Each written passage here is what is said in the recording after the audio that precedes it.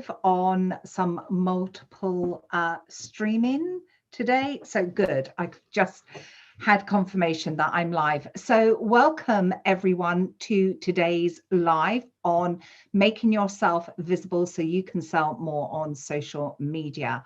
I'm going live to you today across a number of platforms. So I'm multi-streaming using Restream. So although you are seeing me maybe on your chosen platform, such as LinkedIn, I'm also streaming to my Facebook page, my YouTube channel. So Carole Bozkurt, please go along and subscribe so you get all my videos. And I'm also streaming live to Twitter. So I'm doing all of that using Restream. So let's get into the nuts and bolts of our live today. And I've also got up, if you see me looking over to the side, I've also got my chat with Restream up. So what I'm hoping is that whichever platform you are watching me from, if you type in the comments, and please type in the comments and let me know that you're here. Please tell me your name. Don't just say hi. I won't know who you are. It will hopefully all come up on my phone. So if you see me looking over to the side, that's what it is. So firstly, in order to make yourself visible so that you can sell on social media, first of all, you can definitely sell on social media, but there is a right way to sell and there is a wrong way to sell. And the right way is, first of all, you need to identify what you are most comfortable doing. Now, when I started out, I was most comfortable writing. So I was creating blog posts and I was guest blog posting on other people's blog posts. And of course, I was doing social media. I was doing a lot of Twitter at the time. But then as, you know, sort of like the landscape has changed with social media, I started to get into video and now I'm doing a lot of video. So identify what is your comfortable spot to start off with. And then as you get more comfortable and confident with that, then move into your, you know, your next phase. And maybe that is to try a bit of video, or maybe that is to do, you know, maybe some podcasting or something like that. So identify where you're most comfortable first, but always make sure that you know you're going to progress. What I would also recommend people to do is really identify 5 to 6 topics that come in under your remit that you want to talk about. What you don't want to do is you don't want to be going all over the place, but you do want to have sort of like an array of things that you can talk about and that you get well known for. And 5 to 6 is probably the max. Sometimes people just use one. And another thing that people do, and something that I've done as well, is I've looked at the different social media platforms that I'm on, and I've said, okay, for example, LinkedIn, that's where I'm all going to talk about. I'm just putting my number in here.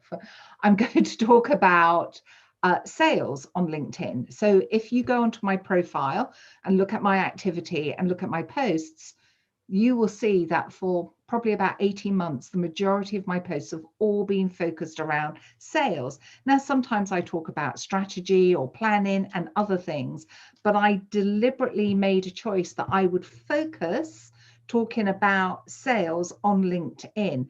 And that's how I can build my profile around that. And the reason for that is I have a course that I sell, which is an online course to help coaches and consultants to sell more. And finally, what you need to do is you need to be consistent. You need to show up and you need to stay the course. You know, a lot of the times you see people, they'll do something for 3 or 4 months and then they give up. You know, building an audience on social media takes time and it can take a year. And depending on what you do, so like, for example, video builds that audience much quicker than just doing posting. But you need to do a variety of things. You don't want to just do one thing all the time. So I put a post on my LinkedIn today about attracting clients. And a lot of people were commenting and they were saying things like, you know, word of mouth, that is what I use to attract my clients. And word of mouth is probably the best marketing tactic that can happen to any business or any, solopreneur. However, it is a reactive approach. It's not a proactive, because you have to sit there and wait for those word of mouth referrals to come in. So you always need to realize that. And if your whole business is built on referrals, that's fantastic, but it does mean that you don't have a sales pipeline that you're controlling. So what you do want to do when you do your posts, definitely use testimonials. When my clients work with me, I teach them how to do what I call bubble up posts. And that makes a testimonial completely different and really works in their favor. People love stories. So posts about stories, people love to see that journey and the person going on a journey and, the challenges they've had to face and how they've overcome it. People always say give great value, and that's exactly what you should do. I'm trying to tackle my phone here. So people say give great value, and that's exactly what you should do. But there are two types of value. There's educational value, which is I'm going to teach you about this so you understand better. And then there's the value of I'm going to help you to take that one step further. You've got a problem that you need to solve. I'm not going to give you all of the answers, and I can't do that in my post or my video. But what I can do is help you to inch forward, to take that one baby step forward. And that also helps. So make sure the great value you're giving consists of those two things.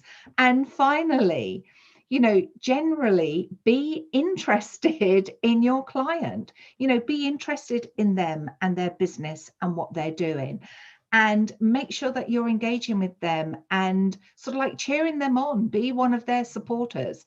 Because when your client realizes, or your future client realizes how you are helping them, they are definitely going to come back and they're going to want to work with you, and they are going to want to help you. So we've just seen here from Alexa that Alexa is listening. Hi, Alexa, lovely to see you.